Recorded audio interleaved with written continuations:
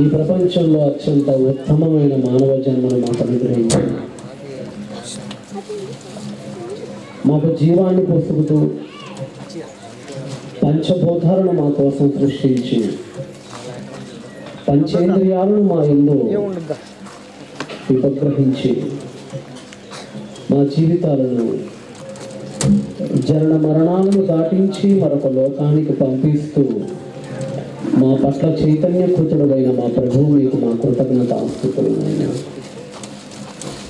ఈ అడ్లాపుర ప్రాంతాన్ని మీరు ప్రేమించి ఈ పిల్లలందరినీ రేపి వారందరినీ ప్రోత్సహించి ప్రేరేపించి 2 దినాల మీ సువార్త సభలను పెట్టుటకు వారికి మీ భాగ్యమును అనుగ్రహించిన మా కన్న తండ్రి, మీకు మా శిరస్సు నుంచి మీ పాద పద్మములకు మా ధన్యవాదాలు. కొన్ని విలువైన విషయాలను మీ బిడ్డలకు బోధించడానికి తగిన శక్తిని జ్ఞానాన్ని మాకు ప్రసాదించగలరు. వినుచున్న మీ బిడ్డలు తాము బధీరులై ఉండక వాక్యము విత్తబడి వృక్షముగా మరణపబడి ఆత్మ ఫలములను అనుగ్రహించి ధన్యకర జీవితమును నొసిగి పొసుగుడని ఈ స్వల్ప ప్రార్థనను యేసునాథుని నామాన్ని అడిగి వేడుకొనుచున్నాను మా కన్న తండ్రి. సంతోషం నా ప్రియ దేవుని పిల్లలారా. ముందుగా వేదికని అలంకరించినటువంటి దైవదాసులకు, వాక్యోపదేశకులకు, అటువలే స్థానిక పెద్దలకు, గ్రామ పెద్దలకు, పూజారి గారికి అందరికీ కూడా ప్రభునామంలో నా ప్రత్యేక శుభాలను తెలియజేస్తున్నాము. అటువలే విచ్చేసిన నా అన్నదమ్ములకు, అక్క చెల్లెండ్రకు కూడా ప్రభునామంలో నా ప్రత్యేక శుభాభివందనాలు. మీ గ్రామం సుభిక్షంగా వర్ధిల్లాలని, అందరూ కలిసిమెలిసి ఐకమత్యంతో ఇలానే ముందుకు సాగాలని మనస్ఫూర్తిగా దేవుడికి ప్రార్థన చేస్తూ ఉన్నాను.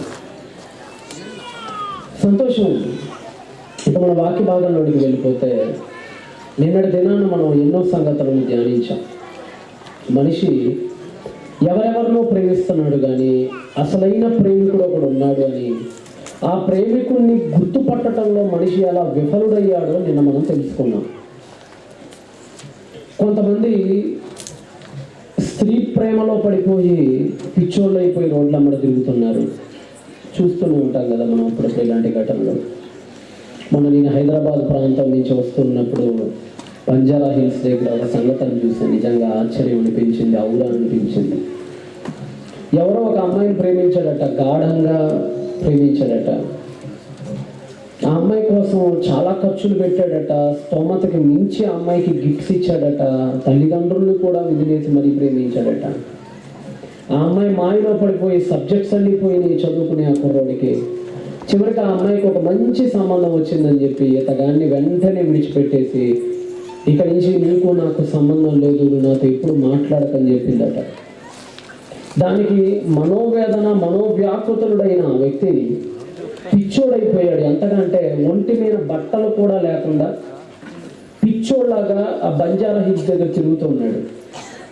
కొద్దిగా వాల్యూమ్ ఏదో హమ్మింగ్ వస్తున్నట్టు చూడండి, రీసౌండ్ వస్తున్నట్టు అనిపిస్తుంది. ఇలాగ మనిషి మన కోసం ఏమీ చేయలేని వాళ్ళని ఎంతో అద్భుతంగా ప్రేమిస్తున్నాడు. ఈ ప్రేమలో కొద్దిగైనా దేవుణ్ణి ప్రేమించుంటే ఎంత బాగుండను అనిపిస్తూ ఉంటుంది అప్పుడప్పుడు చూసినప్పుడు. కొంతమంది స్త్రీలు కూడా అంటారు, పురుషుల్ని చాలా గాఢంగా ప్రేమిస్తారు. నాకు తెలిసిన ఒక అమ్మాయి ఉంది, ఒక వ్యక్తిని ఇష్టపడింది. ఎంతగా అంటే వాళ్ళ అమ్మ నాన్న అమ్మాయికి పెట్టిన బంగారాన్ని కూడా అమ్మేసి మరీ అత్తగాడి అవసరాలు తీర్చేది.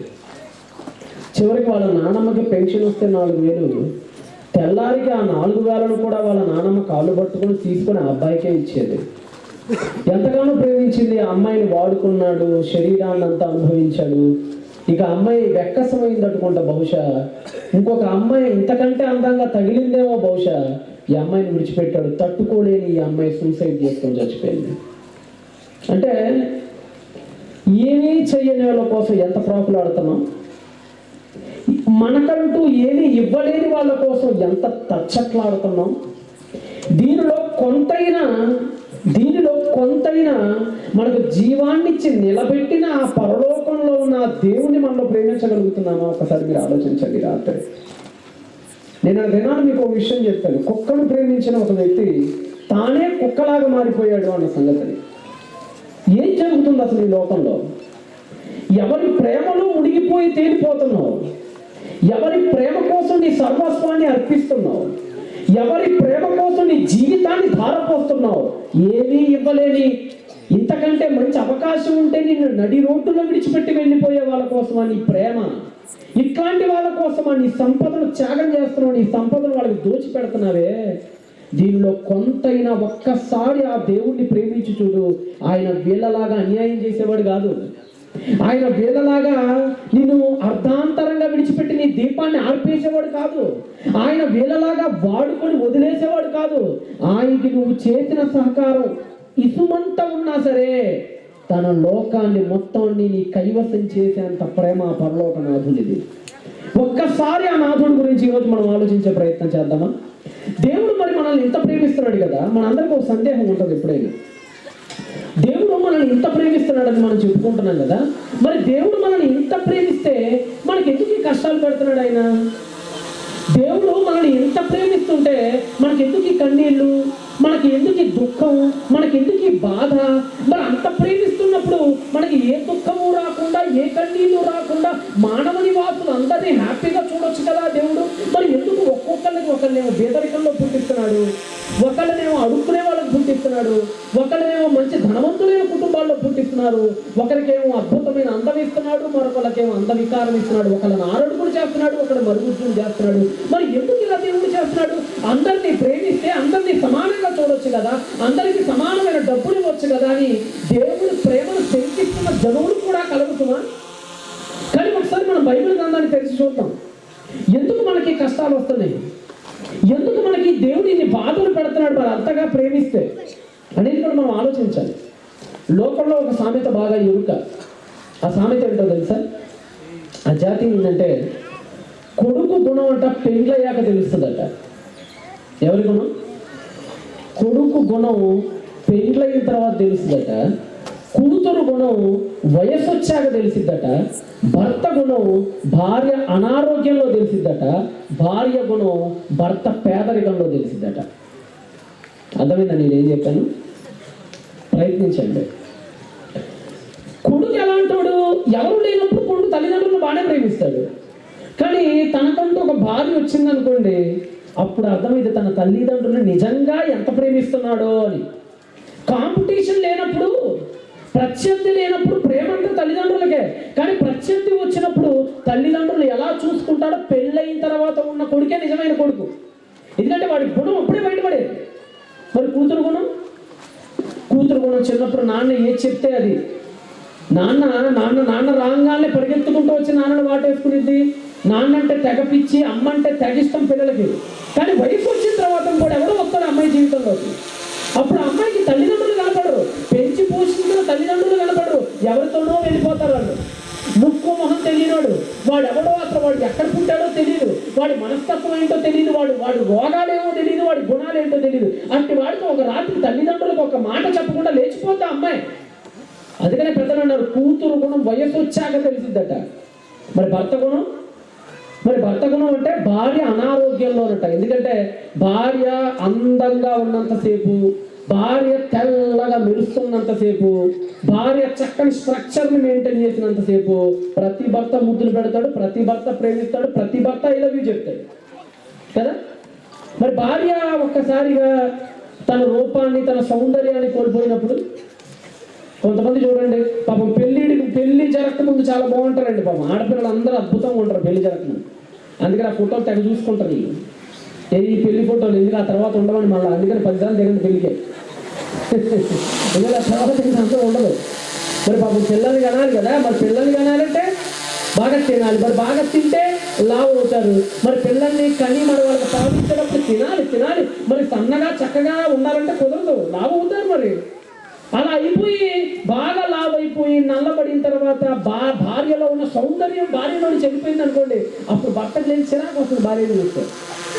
అప్పట్లో ప్రేమించలేడు భార్యని, అప్పుడు బంగారం ఉంటాడు. ఇప్పుడేమంటాడు, నువ్వు నాకు తన సన్నిధానంగా అంటాడు.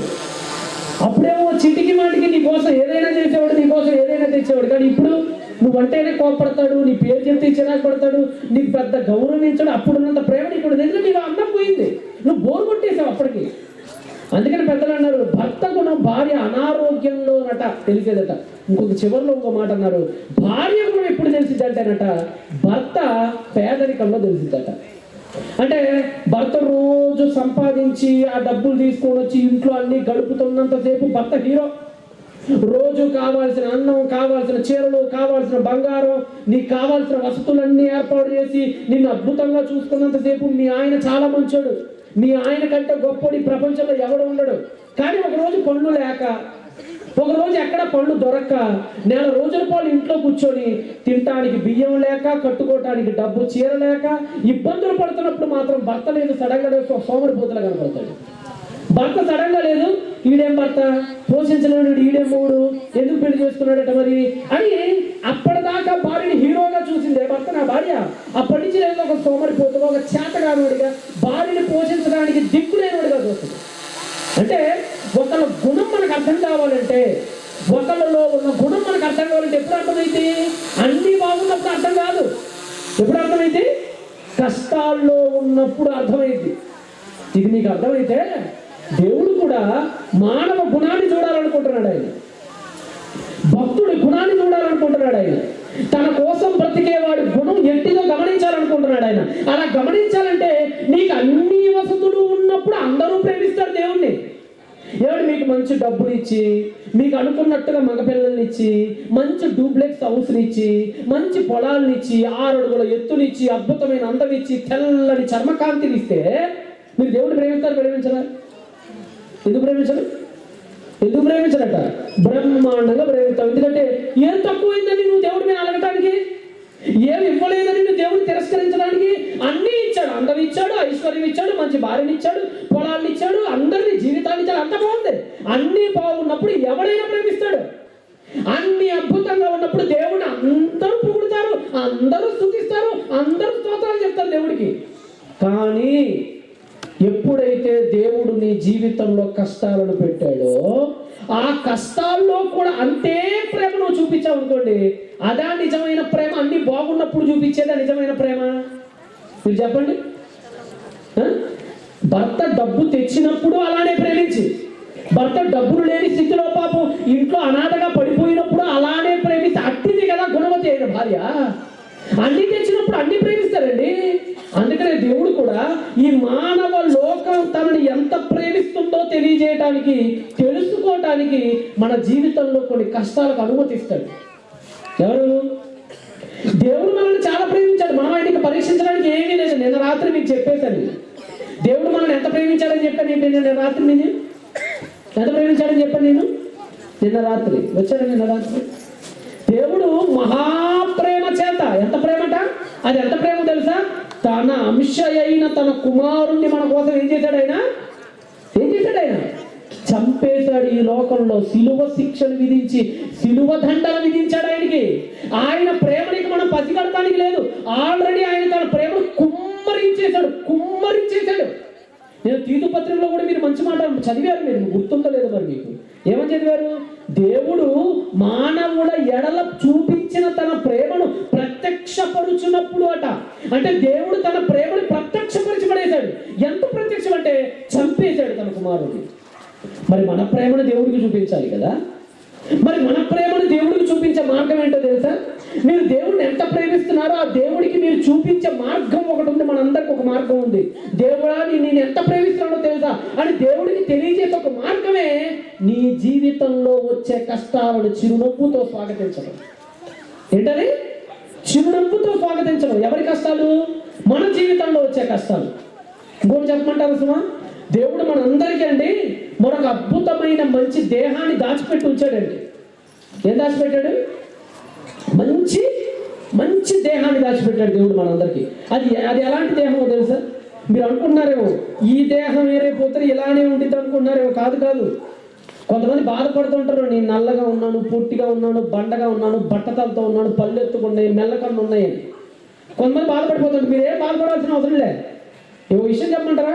ఈ పొట్టితనం, ఈ నల్లతనం, ఈ కళ్ళు ఈ కళ్ళు సరిగ్గా లేకపోవటం, ఈ గుడ్డి వికలాంగత్వం, ఇవన్నీ ఇప్పుడే. ఈ శరీరంలో నువ్వు నివసించినంత వరకే. ఒక్కసారి మరణాంతర జీవితంలో కూడా వెళ్ళామనుకోండి, ప్రతి ఒక్కటి స్పష్టమైపోతుంది మన జీవితంలో. దేవుడు మనకి ఇస్తానన్న దేహం ఎలాంటి దేహమో తెలియాలంటే ఫిలిప్పీయులకు అపోస్తలుడైన పౌలు పత్రికను రాస్తూ దేవుడు మన కోసం దాచిన ఆ శరీరం ఎంత గొప్ప శరీరమో ఆయన మన కోసం తెలియజేశాడండి. ఎంత గొప్ప శరీరం! ఒకసారి ఫిలిప్పీయులకు అపోస్తలుడైన పౌలు పత్రికను రాస్తూ మంచి మాట అన్నాడు చూడండి. 3వ అధ్యాయం 21వ వచనం చదవండి. ఫిలిప్పీయులకి అపోస్తలుడైన పౌలు రాసినటువంటి పత్రిక 3వ అధ్యాయం 21. ఫిలిప్పు మహానగరం మీకు తెలిసి ఉంటుంది. అలెగ్జాండర్ ద గ్రేట్ అనే వ్యక్తి తన తండ్రి కోసం కట్టించిన పట్టణం ఆ పట్టణం. ఫిలిప్ అంటే ఎవరో కాదు. ఫిలిప్ అంటే అర్థం ఏంటంటే అలెగ్జాండర్ యొక్క నాన్నగారు. వాళ్ళ నాన్నగారికి గుర్తుగా ఆయన కట్టించాడు ఒక పట్టణాన్ని. మీ అంత పట్టణం అది. ఆ పట్టణంలో ప్రజల కోసం రాశాడు ఈ పత్రికను అపోస్తలుడైన పౌలు. ఏమంటున్నాడు 3:21లో? సమస్తమును తనకు లోపరుచుకొని జాలిన శక్తిని బట్టి ఆయన జాగ్రత్తగానండి. అద్భుతమైన రహస్యం చెప్తున్నాడు దేవుడు. బైబిల్ ఒక అద్భుతమైన రహస్యాన్ని నీ ముందు అలా పరుస్తుంది. అది ఏంటంటే ఆయన అనగా దేవుడు మన దీన శరీరం. దీన శరీరం అంటే మనందరం దీన శరీరాలు కదండి.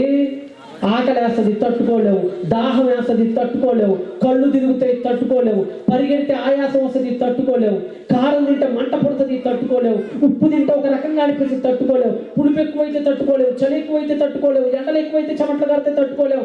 ఈ దేహం దీన శరీరం. ఈ దేహానికి చిన్న దెబ్బ తగిలితే ఎముకలు ఇరిగిపోతాయి తట్టుకోలేవు, ఇంజక్షన్ పొడిచి నొప్పి వస్తుంది తట్టుకోలేవు. ఈ ప్రపంచంలో ఈ దేహం దీన శరీరం. అదే అంటున్నాడు ఆయన మన దీన శరీరమును ఏదట మన దీన శరీరమును తన మహిమగల జాగ్రత్త తన మహిమగల శరీరమునకు సమరూపం అంటే అర్థం ఏంటి? సమరూపం అంటే ఈక్వల్. దేనికి ఈక్వల్? తన మహిమ రూపమునకట. ఎవరా తన? ఎవరండి ఆ తన? మన ప్రభు అయిన యేసే ఆ తన.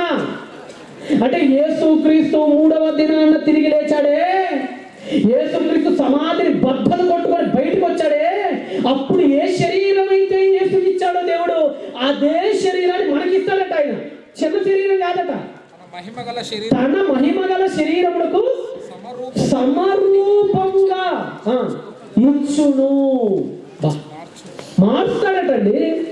అంటే అండి ఒక్కసారి మీరు ఊహించుకోండి, ఈ శరీరం కోసం ఇన్ని తిప్పలు పడుతున్నారు కదా, వద్దు ఒక్కసారి ఆ శరీరం కోసం ఈ తిప్పలు ఏదో పడండి. ఈ శరీరాన్ని సుఖపడతానికి తెగ తిప్పలు పడుతున్నాం కదా, తెగ తిప్పలు కదా. అప్పుడప్పుడు చూడండి ఆర్టీసీ బస్సుల్లో సీటు కోసం ఎన్ని తిప్పలు పడతారండి. పడతారా? మన ఎవడొకడండి ఆ పిల్లగాని లేదు కిటికీలోకి తోస్తున్నాడు. నాడేం పట్టట్లా. నాన్న ఆగాగంటే వీడి పిల్లలు తోస్తున్నాడు. నువ్వు పోరా ముందండి. ఎందుకు కష్టం? ఆ మంత్రాలయం దాకా ఈ సీట్ లేదు పాపం, అందుకని భయం. ఇక్కడ కూడా సుఖం. ఇప్పుడు ఏది ఆ సీట్లు కూడా పెద్ద లగ్జరీ సీట్లు ఏం కావాలి. లగ్జరీ సీట్లు అయ్యి ఊగుతా ఉంటుంది, ముందు కొట్టుకుంటే వెనక కొట్టుకుంటే ముందు, స్పీడ్ బ్రేకర్ అయితే ఎత్తి పైకి తగ్గుతుంటుంది గిప్ప. ఆఫ్టర్ ఆల్ ఈ సీట్ కోసం ఎన్ని కష్టాలు పడుతున్నావే, ఈ శరీరాన్ని సుఖపడటానికి ఎన్ని కష్టాలు మనం పడేది. వద్దండి, ఈ శరీరాన్ని ఎంత సుఖపెట్టినా నిష్ప్రయోజనం. ఒక అద్భుతమైన ఆయన తన శరీరము, తన మహిమ శరీరముకు స్వరూపమైన సమాన రూపమైన ఒక శరీరాన్ని మన కోసం ఇవ్వబోతున్నాడట. మరి ఆయన శరీరం ఎలాంటిది? ఆయన శరీరం ఎలాంటిదండి? యోహాను రాసినటువంటి సువార్త చేయండి ఒకసారి. ఆయన శరీరం ఎలాంటిదో 20వ అధ్యాయం 26కి రండి. ఉదాహరణ ఇచ్చానండి అక్కడ. 20వ అధ్యాయం 26వ వచనం. యేసు శరీరం ఎలాంటిదో ఒకసారి ఉదాహరణ చదవండి. యోహాను సువార్త 20వ అధ్యాయము 26వ వచనం చదవండి. 8 రోజులైన తర్వాత ఆయన శిష్యులు మరలా లోపల ఉన్నారట. లోపల ఉన్నప్పుడు థోమస్ అని ఆయన కూడా వాళ్ళతో పాటు ఉన్నాడట. ఉన్నప్పుడు తలుపులన్నీ మూసేశారట. తలుపులన్నీ మూసేసి తాళాలు వేసి పడేశారట ఇంటి మొత్తానికి. యేసు వచ్చి మధ్యలో నుంచి తలుపులన్నీ మూసేస్తే సడన్గా వచ్చి మధ్యలో ఉన్నాడేటండి. వాడు కంగారెత్తిపోయాడు. అరే ఎవరైనా తలుపు ఎవరైనా ఏం లేదు, అన్ని తలుపులు మూసేసి ఉన్నాయి, తాళం ఏమన్నా తాళాలు కూడా వేసేసి ఉన్నాయి.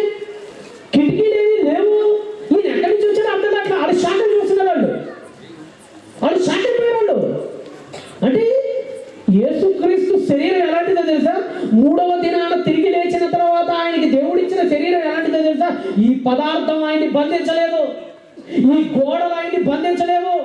ఈరోజు మీరు అందరూ ఉన్నారండి, ఇంటికి వెళ్ళేటప్పుడు తాళం వేస్తుంటే మీరు అందరూ ఏం చేయాలి చెప్పండి? ఇంట్లోకి వెళ్ళగలరా? ఏం చేయాలి? మీరు అందరూ తాళం తెచ్చేదాకా ఎదురు చూడాలి. ఇప్పుడు మీరు ఉన్నారు ఇక్కడ, ఇద్దరు భార్యాభర్తలు వచ్చి ఉంటారు, బహుశా ఇంటికి తాళం ఏదో ఒకటేసి వచ్చి ఉంటాడు. ఇప్పుడు మీ ఆయన నీకంటే త్వరగా వెళ్ళిపోయాడు, తాళం నీ దగ్గర ఉంది. మీ ఆయన దగ్గర ఇప్పుడు తాళం లేదు, మరి నువ్వు వచ్చేదాకా ఇప్పుడు మీ ఆయన అక్కడ ఏం చేయాలి? ఇంటి దగ్గర ఏం చేయాలి? ఎదురు చూడాలి, తప్పదు. నువ్వు వచ్చి తాళం తీసేంత వరకు అక్కడే నిలబడాలి. కానీ యేసుకి ఇచ్చిన శరీరం అట్లాంటిది కాదండి. నువ్వు ఎన్ని తాళాలు కాదు, నాగబంధం అంటారు కదా, అవి కూడా వేసుకో అవసరమైతే. ఎన్ని బంధాలు వేసుకున్నా, ఎన్ని మంత్రప్రయోగపు శక్తులు వేసి తాళం మీద సీరలు వేసినా ఆయన అలా వెళ్ళిపోతాడు దాని నుంచి. ఇంకో విషయం చెప్పంటారా? ఆయన పరలోకం నుంచి భూలోకానికి అలా తరచుగా వస్తూ ఉండేవాడు ఆయన. ఎవరు? ఇప్పుడు మీరు మంత్రాలయం వెళ్ళాలంటే ఎలా వెళ్తారు? ఇలా కళ్ళు మూసుకొని మంత్రాలయం వెళ్ళిపోగా వెళ్ళిపోతారా? పక్కన బాత్రూమ్ కూడా వెళ్ళలేము మనం కష్టపడందే, కాళ్ళు కదలంటే అక్కడికి వెళ్ళలేము మనం, బస్సు ఎక్కడే ఊరు వెళ్ళలేము మనం. కానీ ప్రభుకి ఇవ్వబడిన శరీరం ఎలాంటిదో తెలుసా? కళ్ళు మూసుకొని ఆయన ఫలానా చోటుకి వెళ్ళిపోవాలంటే ఆ ఫలానా చోటుకి వెళ్ళిపోతాడు ఆయన. ఆయనకి ఏ వాహనం అవసరం లేదు, ఆయనకి ఏ వెహికల్ అవసరం లేదు. ఆయన ఒక అద్భుతమైన మహిమ శరీరం, దానికి దప్పికే ఉండదట అసలు. ఆ శరీరానికి ఏముండదట? గొంతు ఎండిపోవడం అంటే తెలియదండి, ఆకలి దప్పిక ఎలా ఉంటుందో తెలియదండి, నిద్ర ఎలా ఉంటుందో తెలియదండి. అసలు ఈ శరీరంలో ఉన్న ఏ లోపం ఆ శరీరంలో ఉండదు. అలాంటి అతి గొప్ప శరీరం మన కోసం దాచిపెట్టబడి ఉంది. ఇప్పుడు మరి ఆ శరీరం దాచిపెట్టబడిందో, ఆ శరీరం మనకివ్వాలంటే మనం ఏం చేయాలో తెలుసా? మనం ఇవ్వబడిన ఈ శరీరాన్ని నమ్మకంగా డ్రైవ్ చేయాలి. ఎలా డ్రైవ్ చేయాలి? ఇప్పుడు కొత్త కారు కొనాలనుకోండి, ఉదాహరణ చెప్తాను. కొత్త కారు కొనాలి అనుకున్నప్పుడు ఆ వ్యక్తి డైరెక్ట్గా కారుకి తోలడు. ముందేం చేస్తాడు తెలుసా మీకు? ఒక సెకండ్ హ్యాండ్ కారు ఒకటి కొంటాడు. అది కారులు వాడే వాళ్ళని అడగండి. ముందు ప్రాక్టీస్ దేని మీద అవుతాడు తెలుసా? దేని మీద ప్రాక్టీస్? కొత్త రోల్స్ రాయిస్ కారు అంటే వాటి మీద ప్రాక్టీస్ అవ్వడం. ముందు ఒక సెకండ్ హ్యాండ్లో ఒక ఆల్టో కారు ఏదో ఒకటి కొంటాడు, ₹1,00,000 పెట్టి సెకండ్ హ్యాండ్ డబ్బా కారు ఒకటి కొంటాడు. అంతా దీని మీద నేర్చుకుంటాడు ట్రైనింగ్. కారు ఎలా తిప్పాలి, ఎదురు వస్తే ఎలా బ్రేక్లు వేయాలి, ఎటువైపు తిరగాలి, అన్నీ కూడా ఈ డబ్బా కారులో నేర్చుకుంటాడు, ఈ సెకండ్ హ్యాండ్ కారులో నేర్చుకుంటాడు. ఎందుకంటే ఇది ఒక గుద్దినా ఏం కాదు. ఇది ఇక్కడ పర్ఫెక్ట్ అయిన తర్వాత, ఈ కారులో ఇక్కడ పర్ఫెక్ట్ అయిన తర్వాత అప్పుడు మనకేం కావాలి? అప్పుడు బెంచ్ కారు ఇస్తాడు. ఈ కారులో నువ్వు ట్రైనింగ్ అయిపోతే ఆ కారు నువ్వు ఎలా డ్రైవ్ చేయగలవు చెప్పండి? ఎలా డ్రైవ్ చేయగలరు? అద్భుతంగా డ్రైవ్ చేయగలరు కదా. ఇది మీకు అర్థమైతే ఈ శరీరం ఒక డబ్బా కారు లాంటిది. ఇప్పుడు మనకి ఇచ్చాడు. ఇప్పుడు మీరు ఉన్నారు ఈ డబ్బా కారు, ఇదంతా ఏంటంటే డబ్బా కారు లేదు. డబ్బా కార్లు అంటే సెకండ్ హ్యాండ్ కార్లు ఎప్పుడు ఆగుతూ ఉంటుంది. డబ్బా కార్లు చూడండి, డబ్బా కార్లు ఎట్టుంటాయి, అది ఎందుకు ఆగితే లేదు, పుసుకుని ఆగింది రోడ్ల మీద. మనకు కూడా అంటే ఎందుకు రోగం వచ్చింది? పుసుకుని వచ్చింది రోగం మనకు కూడా. ఇక్కడ దీనికి డీజిల్ లేకపోతే ఈ కారు నడవదు, అన్నం తినకపోతే మన కారు నడవదు. మనంతా డబ్బా కారు మనకి. ఎందుకు డబ్బా కారు ఇచ్చాడో తెలుసా నీకు? మంచి కారు ఉంది నీకోసం పైన. ఆ కారు నీకు ఇవ్వాలంటే ముందు డబ్బా కారు నువ్వు కరెక్ట్గా డ్రైవ్ చేయి. ఇక్కడ నువ్వు కరెక్ట్గా డ్రైవ్ చేసి మంచి మార్కులు కనుక పొందగలిగితే అప్పుడు దేవుడు ఏం చేస్తాడు తెలుసా? యేసుకి సమాన రూపముగు ఆ మహిమ శరీరముగా మనల్ని మార్చబోతున్నాడు ఆయన. ఇప్పుడు నువ్వు ఈ కారుని ఎలా డ్రైవ్ చేస్తావో దేవుడికి తెలియాలంటే, ఈ కారుని నువ్వు ఎంత చక్కగా డ్రైవ్ చేస్తావో తెలియాలంటే ఏం చేయాలో తెలుసా? నీ జీవితంలో కష్టాలు పెట్టాలి. ఏం పెట్టాలి? మీరు ఎప్పుడైనా డ్రైవింగ్ లైసెన్స్కి వెళ్ళిన వాళ్ళు ఎవరైనా ఉన్నారండి ఇక్కడ? డ్రైవింగ్ లైసెన్స్ బండికైనా ఆటోకైనా దేనికైనా డ్రైవింగ్ లైసెన్స్ ఉండాలి. నువ్వు డ్రైవింగ్ లైసెన్స్ ఆర్టీఓ ఆఫీస్కి వెళ్తారు. ఎక్కడికి వెళ్తారు? నువ్వు డ్రైవింగ్ లైసెన్స్ తీసుకునేటప్పుడు మమ్మల్ని టెస్ట్ చేశారని నన్ను చేతులు పైకి ఎత్తండి ఎవరైనా ఉంటాయి కదా. ఆడాలని తెలియదులేండి పాపం, మనకి బంధు నడపడం రాదు. వెళ్తారు. వెళ్ళినప్పుడు ఎలా ఉంటుందో తెలుసు? అక్కడ వంపులుగా ఉంటుంది రోడ్డు అంతా, వంపులు అలా వెళ్తారు, అలా తిరగాలి. మళ్ళీ వెంటనే స్పీడ్ బ్రేకర్ వచ్చింది, ఆ స్పీడ్ బ్రేకర్ దగ్గర కరెక్ట్ కంట్రోల్ చేసుకోవాలి. ఇలా వంపులు మొత్తం 2-3 సార్లు తిరిగిన తర్వాత ఓకే వీడు బాగా డ్రైవ్ చేయగలడు అని ఆ పెద్ద అధికారి కనిపిస్తే అప్పుడు సంతకం పెట్టి ఏమిస్తాడు? లైట్ అంటే. అప్పుడు పెద్ద పనులు ఏదైనా డ్రైవ్ చేస్తాడు కానీ కనవసం. అంటే ముందు నీకు రోడ్డు మీద పర్మిషన్ ఇవ్వాలి అని అంటే ముందు నువ్వు ఎక్కడ డ్రైవ్ చేసి చూపించాలి? ఎక్కడ? ఆర్టీఓ ఆఫీసు ప్రాంగణంలో డ్రైవ్ చేసి చూపిస్తే అప్పుడు నేను రికమెండ్ చేస్తాను, అప్పుడు రోడ్డు మీద డ్రైవ్ చేసుకోవచ్చు. ఇది మనకు అర్థమైతే ఇప్పుడు మనందరం ఒక ట్రైనింగ్ పీరియడ్లో ఉన్నాము. ఈ భూమి ఒక ట్రైనింగ్ పీరియడ్ మనందరికీ. ఈ ట్రైనింగ్ పీరియడ్లో వంపులు మలుపులు స్పీడ్ బ్రేకర్లు ఏంటో తెలుసా? మనకు దేవుడు ఇచ్చే కష్టాలు. ఒకసారి బైబిల్ గ్రంథంలో ఒక వ్యక్తి ఉన్నాడు. దేవుడు ఆ వ్యక్తికి ఇంకా గొప్ప మేలు చేద్దాం అనుకున్నాడు, కానీ దానికి ముందు కొన్ని కష్టాలతో అతన్ని పరీక్షించాడు. అతను ఎలా మారాడో, ఎలా దాన్ని ఎదుర్కొన్నాడో, ఎక్కడ పడిపోయాడో ఒకసారి మనం ఆ మాటలు చూద్దాం. చూసేటప్పుడు మీరు అందరూ యోబు గ్రంథాన్ని ఒక్కసారి తీయగలరా? యోబు గ్రంథాన్ని ఒకసారి మీరు అందరూ తీయండి. 1వ అధ్యాయం 1వ వచనం చదవండి. యోబు గ్రంథము 1వ అధ్యాయము 1వ వచనం చదవగలరా? ఊజు అనే ఒక దేశం ఉంది. ఊజు దేశం అంటే ఇప్పుడున్న సౌదీ అరేబియా దగ్గర యోర్ధాన్ కింద ఉంటుంది. ఊజు అనేటువంటి ఒక దేశం, కొంతమంది యెమెన్ అంటారు, దానికి ఆధారం లేదు, అది ఇస్లామిక్ సాహిత్యం. క్రైస్తవ సాహిత్యం ప్రకారంగా ఊజు అనేది యోర్ధాన్ దగ్గర ఉంటుంది, మృత సముద్రం పక్కన ఉంటుంది, సౌదీ అరేబియాకి దగ్గరలో ఉంటుంది. ఆ ఊజు అనే ఆ దేశంలో చదవండి, యోబు అనే ఒక మనుషుడు ఉన్నాడట. అతడట ఎలాంటాడట? యథార్థవంతుడు, న్యాయవంతుడు, దేవుని యందు భయభక్తులు కలిగిన వాడు, చెడుతనమును విసర్జించిన వాడు. అతనికి అతని చాలా మంచి ఐశ్వర్యవంతుడు. ఆయనకున్న డబ్బు ముందు ఇప్పుడున్న ముఖేష్ అంబానీ సరిదోడు. ఇప్పుడు మన దేశంలో ముఖేష్ అంబానీ అంటే ఎలా చూస్తాం? Gautam Adani, Mukesh Ambani, Jeff Bezos, Elon Musk కానీ, లక్ష్మీ మిట్టల్ కానీ, బిల్ గేట్స్ కానీ, ఈరోజు మనకి వీళ్ళందరూ టాప్ మోస్ట్ బిలియనీర్స్. వీళ్ళందరూ ఈరోజు ఎలన్ మస్క్ దగ్గర ఉన్న డబ్బు అంటే ప్రపంచంలో సగం దేశాల కంటే ఎక్కువ జీడిపి అట. అలాంటి వాడు ఆ రోజులు ఎవరు? యోబు గారు. అలాంటి వాడికి ఒకరోజు సాతాను వచ్చింది. సాతాను వచ్చి 9వ వచనంలో ఏమనిందో చూడండి. 9వ వచనం వాడు 9వ వచనం చదువుతున్నాను. 9వ వచనంలో అవి అని అడుగగా అపవాది, యోబు ఊరకయే దేవుడి యందు భయభక్తులు గలవాడాయన. ఏమయ్యా? ఓ దేవా, నా భక్తులు పెద్ద గొప్పోళ్ళు, వాళ్ళు నా కోసం బాగా బతికేస్తున్నారని అంటున్నావు. అన్నీ ఇస్తే అందరూ బాగానే బతుకుతారు, అన్నీ ఇస్తే సక్రమంగా అందరూ బాగానే ఉంటారు, ఆడు కూడా అట్లానే ఉన్నాలే అని అంటూ ఏమన్నాడు కింద చదవండి. నీవు అతనికి, అతని ఇంటి వారికి, అతనికి కలిగిన సమస్తమునకు చుట్టూ కంచె వేసితివి. అంటే అతనికి బ్రహ్మాండంగా అన్ని మేళ్ళే చేస్తున్నావు. ఏం కావాలంటే అది ఎత్తున్నావు.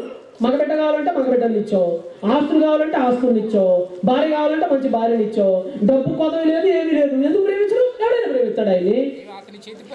నీవు అతని చేతి పని ఏం చేసావు? దీవించావు. అతను ఏ పంట నాడితే ఆ పంట అద్భుతంగా పెరుగుతుంది.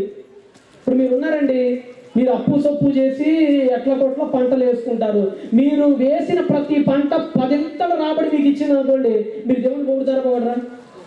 అసలు మామూలుగా పొగుడుతాం. అసలు దేవుణ్ణి ఎంత ఎంత ఎంత పొగిడేస్తాం మనం దేవుణ్ణి. ఎవడైనా పొగుడుతారు. ఇక్కడ కూడా అదే జరుగుతుంది. చదవండి, ఇంకా కిందకి రండి. అయినను నీవు ఇప్పుడు నీ చేయి చాపి అతనికి కలిగిన సమస్తమును మొత్తిన ఎడల అతడు నీ ముఖము ఎదుటనే దూషించి నిన్ను విడిచిపోతాడు. సరే, ఒక పని చేయి. నీ భక్తుడి గుణం తెలియాలంటే, ఓ దేవా, నీ భక్తుడిలో ఉన్న నిజమైన భక్తుడా కాదా, అబద్ధపు భక్తుడా తెలియాలంటే నువ్వేం చేయాలో తెలుసా? ఒక్కసారి అతనుకున్న మేలులన్నీ తీసి ఒక 10 కీడులను అతని జీవితంలో రప్పించాలి. నిజమైన భక్తుడా కాదా తెలిపోతాడు అంతే. అంటే భక్తుడా కాదా అని తేలాలంటే అగ్నిశ్రమలు రావాలి ఆ వ్యక్తికి. బంగారం ఉందండి, ఒక్కొక్క దాన్ని టెస్ట్ చేయడానికి ఒక్కొక్క మార్గం ఉంటుంది. ఇప్పుడు తేనె ఉందండి, తేనెలో నిజమైన తేనె ఉండితే చెప్పండి, నకిలీ తేనె ఉంటుంది.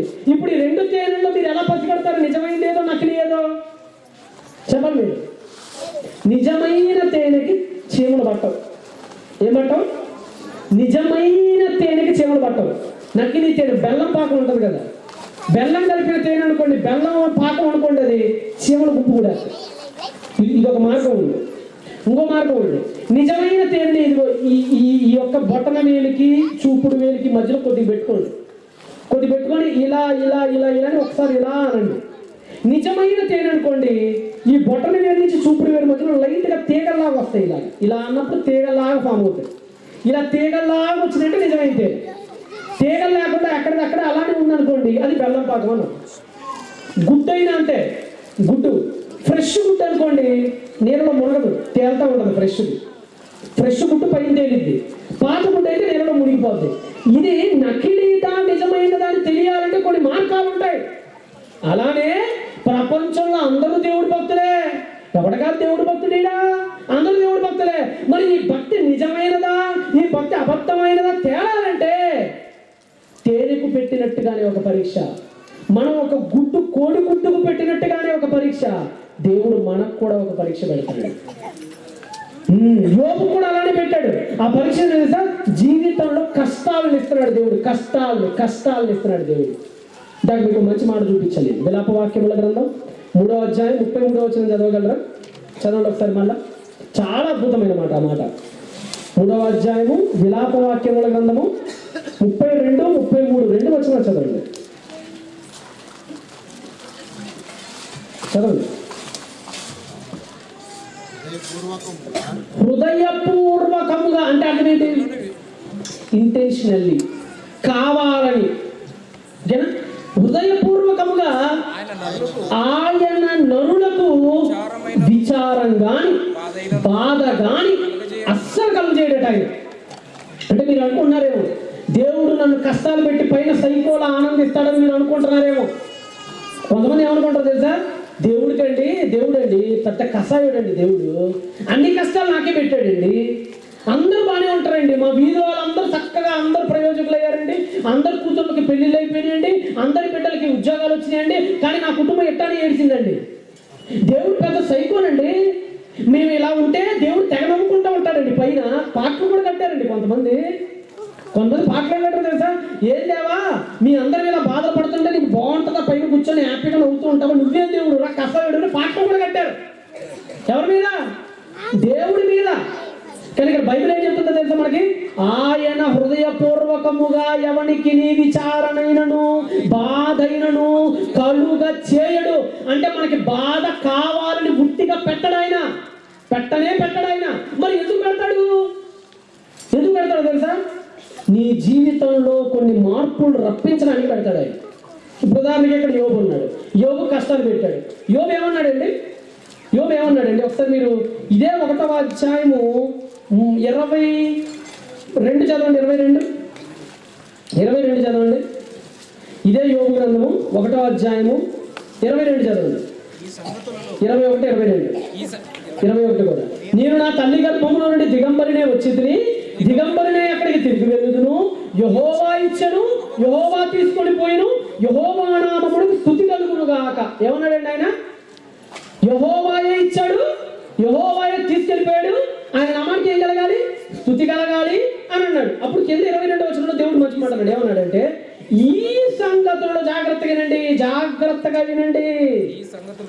ఈ సంగతులు అది అండర్లైన్ చేసుకోండి.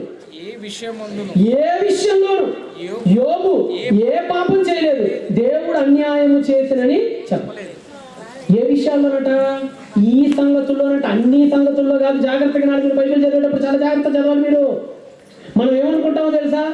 యోబు గ్రంథం పైన చదివితే ఏమనుకుంటామంటే యోబు అండి దేవుని ఒక్క మాట అనలేదండి, ఎన్ని కష్టాలు వచ్చినా తప్పించుకొని దేవుడి కోసం నమ్మకంగా బతికాడండి, యోబు లాంటి మహాభక్తుడండి అంటుంటాం. యోబు భక్తుడే, యోబు యథార్థవంతుడే, యోబు న్యాయవంతుడు. అది నీళ్ళుగా సాక్షాత్తు దేవుడే సర్టిఫికేట్ ఇచ్చాడు, అది వేరే విషయం. కానీ కష్టాలు వచ్చిన కొత్తలో ఎంత నమ్మకంగా ఉన్నాడో యోబు దేవుడికి, ఆ తర్వాత ఆ నమ్మకాన్ని చూపించలేకపోయాడండి. ఇక్కడ ఏమన్నాడు చెప్పండి? 21లో ఏమన్నాడండి? 22 మళ్ళా చదవండి.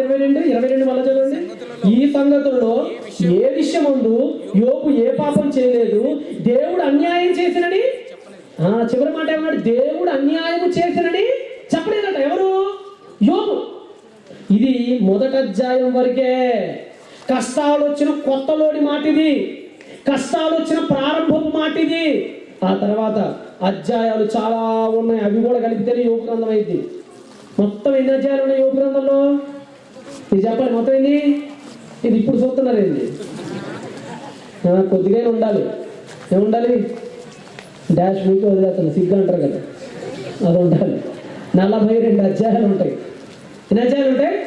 42 అధ్యాయాలు. ఈ అధ్యాయాలు గడిచే కొంతేనండి యోబులో మార్పులు రావడం స్టార్ట్ అయినాయండి. యోబు మాటల్లో తేడా కనపడటం స్టార్ట్ అయిందండి. అది ఎంత దూరం వచ్చిందంటే ఒకసారి మీరు అందరూ 19వ అధ్యాయానికి రండి. ఒకసారి మీరు అందరూ బైబిల్ని తెరచి యోబు గ్రంథము 19వ అధ్యాయం 6వ వచనం చదవండి. యోబు గ్రంథము 19వ అధ్యాయము 6. ఇంతకీ యోబు గ్రంథం చదివేటప్పుడు కొన్ని జాగ్రత్తలు పాటించాలి మనం. ఆ మాట యోబు అన్నాడా, యోబు స్నేహితులు అన్నారా కూడా జాగ్రత్తలు చూడాలి మళ్ళా.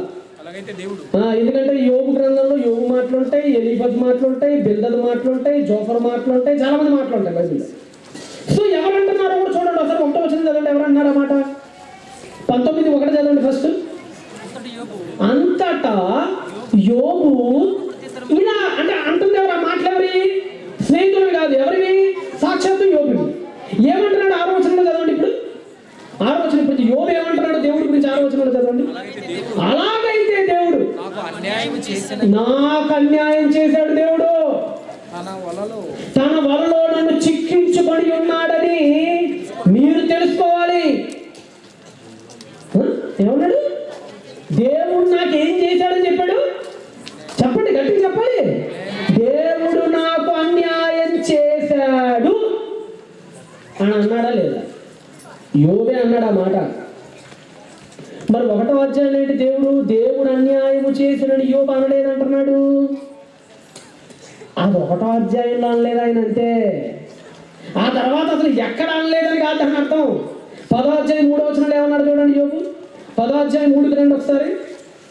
10వ అధ్యాయము 3వ వచనానికి రండి.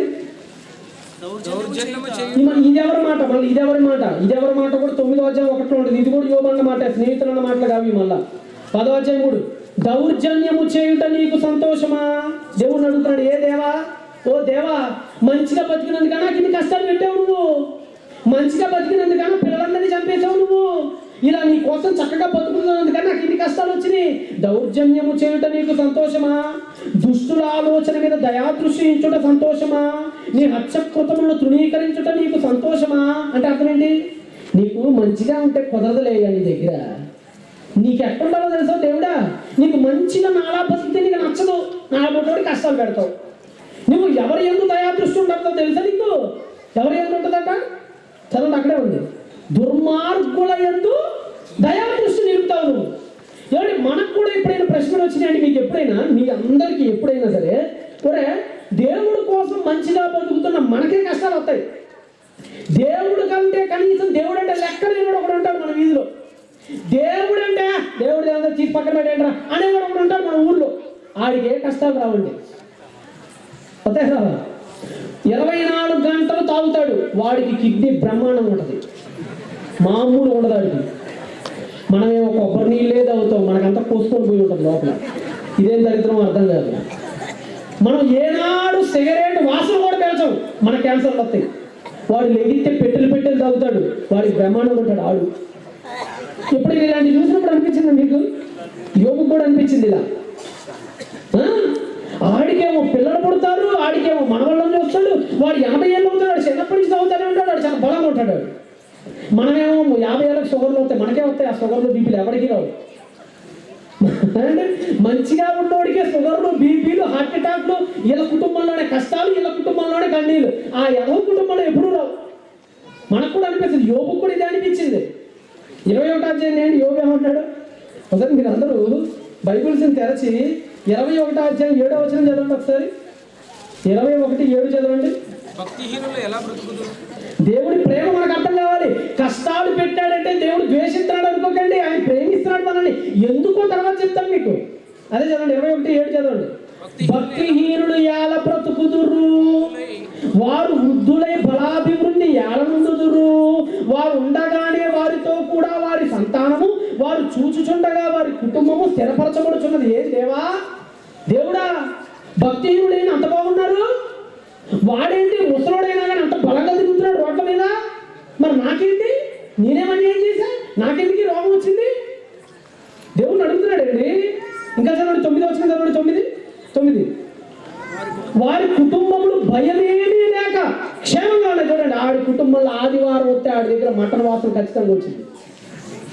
ఆడికి అసలు లోటు ఉంటుంది. ఆడికి వాడు అప్పో సొప్పు ఏదో ఒకటి చేస్తాడు, కూర తేవాల్సిందే, తల తేగాల్సిందే. ఆ రోజు మంచి గుమ్మగుమ్మలాడే మాంసం శుభ్రంగా తిని అనుకుంటాడు.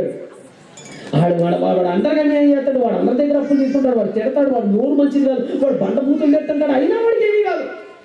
అదే ఇక్కడ ట్విస్ట్, అదే చెప్తాడు ఇక్కడ యోబు కూడా. వారి కుటుంబములు భయమేమీ లేక క్షేమంగా ఉన్నవి, దేవుడి దండము వారి మీద పడుట లేదు. వాడు బ్రహ్మాండంగా తిరుగుతున్నాడు రోడ్ల మీద. వాడు ఏ లారీ గుద్దదు, వాడు హ్యాపీగా బ్రతుకుతున్నాడు రోడ్ల మీద, వాడికి ఏ దోమ కొట్టదు, వాడు బ్రహ్మాండంగా ఉన్నాడు. దేవుడి దండం వారి మీద పడుటలేదు. 10 వారి గొడ్లు దాటగా తప్పక చూడు కలుగును. వాళ్ళ గొడ్లకు ఏమైంది? చూడు అంటే తెలుసు కదా, చూడంటే ఇంటర్ కోర్స్. తెలుగులో సామెతం రాళ్ళు లేదు చూడు లేదు అంటే భార్య లేదు ఇంటర్ కోర్స్ లేదు అన్నట్టు. అంటే వాడి గొడ్లు అయితేనట బ్రహ్మాండంగా కలుసుకుని పిల్లలకి అంటున్నాయట. అంటే అర్థమైంది తెలుసా? నా గొడ్లే కదా నువ్వు వేసేసేవాడు. ఎవరి గొడ్లు వేసేసాడు? ఒకటో అధ్యాయంలో చెప్పండి అండి. ఒంటెలు, గాడిదలు, గార్ధబాలు, గొర్రెలు ఇవన్నీ ఉంటాయి కదా ఒకటో అధ్యాయంలో. యోగుకి ఆ లిస్ట్ అంతా ఉంటుంది కదా. అవన్నీ ఏమైపోతాయి? ఏ సైలెంట్గా ఉన్నారు? అసలు బైబిల్ ముఖం ఎప్పుడు ఏం చూశారు? నాకు ఇప్పుడు డౌట్ వస్తుంది మీ మీద. మీరు ఇంకోటి ఏదో గ్రంథాన్ని బోధిస్తున్నట్టు వస్తున్నారు మీరు. అవన్నీ చచ్చిపోయింది కదా. యోగు గారి పశు సంపద అంతా ఏమైపోయింది? చచ్చిపోయింది. కానీ వీళ్ళ పశు సంపద ఎలా ఉందట? చూడగలుగుతున్నాయట. వారి ఆవులు ఈడ్చుకపోక ఇరును, వారి పిల్లలను మందలుగా బయటికి పంపుదురు, వారి పిల్లలు నటనము చేయుదురు. భక్తిహీనుల పిల్లలు ఎలా ఉంటారట? నటనం చేస్తారట. అని వాళ్ళ పిల్లలు బాగానే ఉన్నారు. నా పిల్లల్ని చంపేశారు. వాళ్ళ గుట్లు చూడగలుగుతాయి, నా గుట్లు చంపేశారు. వాళ్ళ ఆవులు ఈడ్చుకోపోక ఏంటది, నా ఆవులు చచ్చిపోయింది. ఏంటి ఇదంతా? అన్యాయం. నాకు ఇది అన్యాయం చేసావు నాకు అని 19 అధ్యాయంలో ఓపెన్ అయిపోతాడండి. 19 అధ్యాయంలో ఓపెన్ అయిపోయి నాకు నువ్వు అన్యాయం చేసేసావు అని అంటాడండి దేవుడి దగ్గర.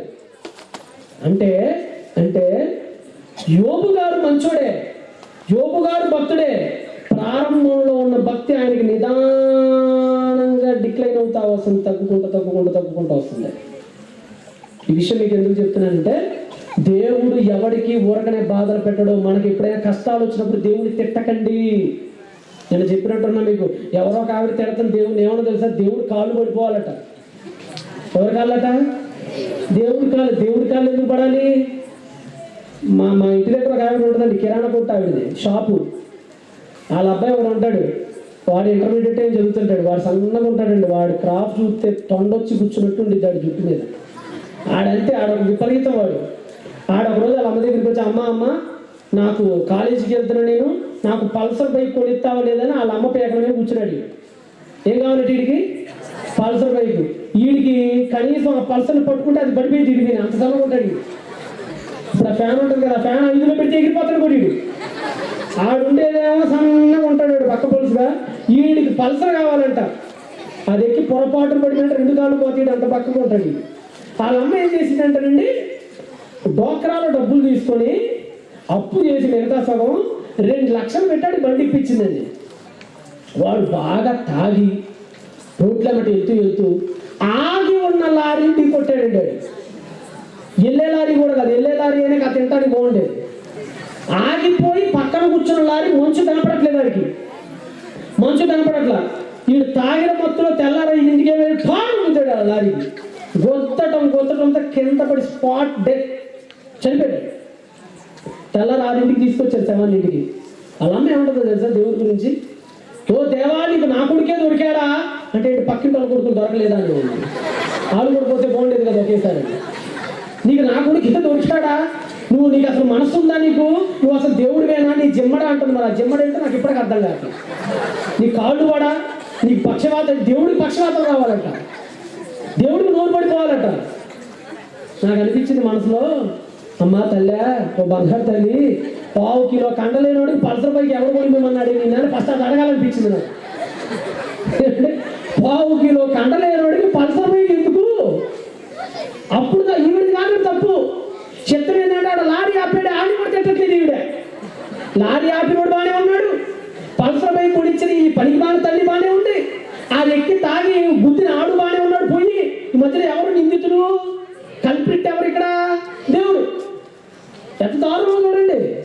నువ్వు చేసిన దరిద్రానికి, నువ్వు కొని తెచ్చుకున్న కష్టాలకి, నువ్వు గెలుక్కొని మరీ తెచ్చుకున్న నీ దరిద్రపు కొట్టు పనులకి ఎవడు బాధ్యుడు? దేవుడా బాధ్యుడు.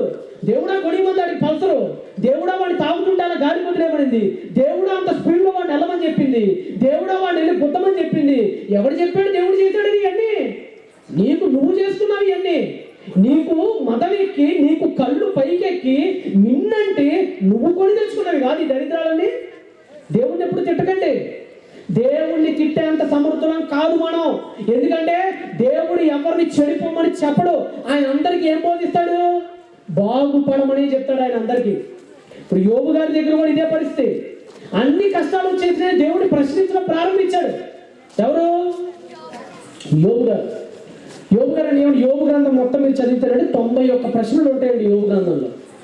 ఎన్ని ప్రశ్నలు? 91 ప్రశ్నలు. దానిలో 14 ప్రశ్నలు యోబు దేవుణ్ణి అడుగుతాడు. ఏమన్నా తెలుసా? నాకెందుకు ఈ కష్టాలు పెట్టావు, నాకెందుకు ఈ శ్రమలు పెట్టావు, నాకెందుకు ఇవన్నీ నాకెందుకు కలుగుతున్నాయి, మిగతా వాళ్ళందరూ బాగానే ఉన్నారు కదా, నన్ను ఎందుకు ఇంత శ్రమ పెడతావు అని దేవుణ్ణి అడుగుతాడు. 14 రోజులు దేవుడు 77 సమాధానాలు ఇస్తాడు. ఎన్ని సమాధానాలు? 77 సమాధానం. ఇదే యోబు గ్రంథం సింపుల్గా చెప్పాలంటే. దేవుడు ఒక సమాధానం ఇచ్చాడండి. ముందు ఆయన అధికారాన్ని నిరూపించుకుంటూ 38వ అధ్యాయంలో ఒక పక్షి గురించి మాట్లాడతాడు ఆయన. ఒకసారి ఆ పక్షి గురించి ఒకసారి మీరు చూడండి. 39వ అధ్యాయం 26కి రండి. 39వ అధ్యాయం 26కి రండి. ఒకసారి 39వ అధ్యాయం 26కి రండి.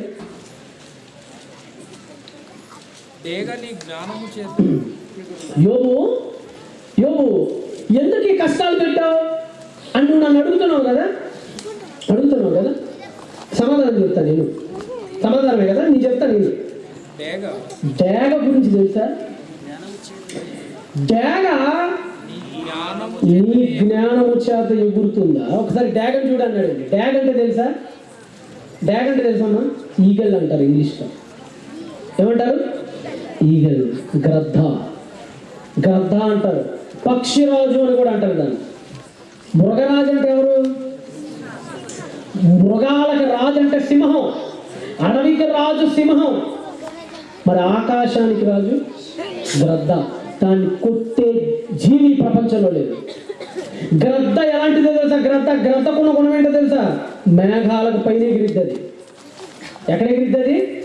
మేఘాలకు పైన. రాజసం ఉట్టి పడుతుంది గ్రద్దలో. మీకు వచ్చింది తెలుసా? గ్రద్ద ఏంటంటే తుఫాను వస్తే బయటకు వస్తుంది. అది లోపలికి వెళ్తుంది. బేసికల్గా తుఫాను వస్తే మిగతా పక్షులన్నీ ఆడిపోతాయి. మీరు చెప్పండి, ఆడిపోతాయి. గూడు లోపలికి పోతాయి. అదేం చేసి తెలుసా? గూడు బయటకు వచ్చి రెక్కలు చాపిద్ది. రా, ఎంత వస్తావు రానిద్ది. అంత పౌరుషం, పిట్ట నిండా పౌరుషం, దాని చూపులో పౌరుషం. గురి పట్టిందంటే ఆ సముద్రంలో పాకేటువంటి పాములు లాగేసింది అది బయటికి. అందుకని దానికి దేవుడే దానికి ఇచ్చిన బిడ్డ తెలుసా? పక్షిరాజు అన్నాడండి దేవుడు దాన్ని. ఇంకా కింద చదవండి ఏమన్నాడు? ఇంకా చదవండి.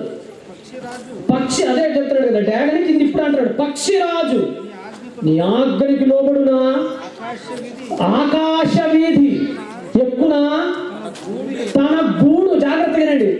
నీకు కష్టాలు ఎందుకు పెట్టానో తెలియాలంటే గద్దనుడికి చెప్పిద్ది అన్నాడండి దేవుడు. యోబుకి ఏం అర్థం కాదు. నాకు కష్టాలు ఎందుకు పెట్టావని నేను నిన్ను అడిగితే నేను గద్దను అడగటం ఏంటయ్యా? అవును, నువ్వు గ్రద్దను అడుగు నువ్వు అని చెప్పింది నీకు. నేను ఎందుకు కష్టాలు పెట్టాను అంటున్నాడు. చదవండి, ఇంకేమన్నా చదవండి. అది తన గూడు ఎక్కడ పెట్టుకుంటుందట? చదవండి. ఎత్తైన చోట కట్టుకొనును, అది రాతి కొండ మీద. ఎక్కడ నివసించిందటండి? కొండల పైన కట్టుకునిద్దటండి. ఏంటి? గూడు. ఎవరు?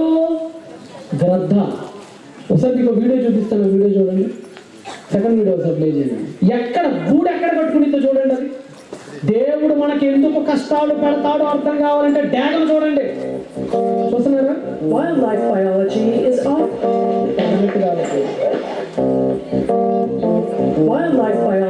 is often a lot like trying to solve a mystery. Forward చేయండి.